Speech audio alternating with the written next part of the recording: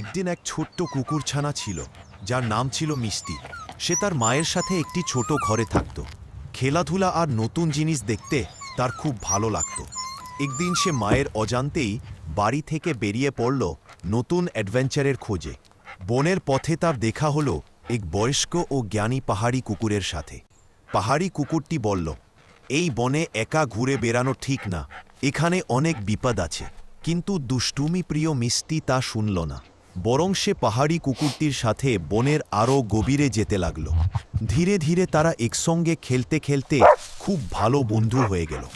একদিন তারা একটি স্বচ্ছ ঠান্ডা ঝর্ণার কাছে পৌঁছাল। মিষ্টি সেই জল থেকে পান করে খুব আনন্দ পেল। ঠিক তখনই সে দেখল একটি খরগোশ তাকে তাড়া করছে। ভয়ে তার চোখ বড় হয়ে গেল।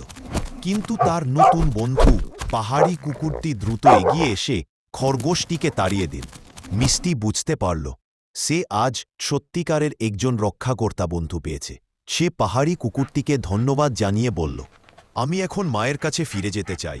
তারা একসঙ্গে তাকে বাড়ি পৌঁছে দিল। মিষ্টির মা তাকে দেখে আনন্দে জড়িয়ে ধরল। সেদিন মিষ্টি বুঝল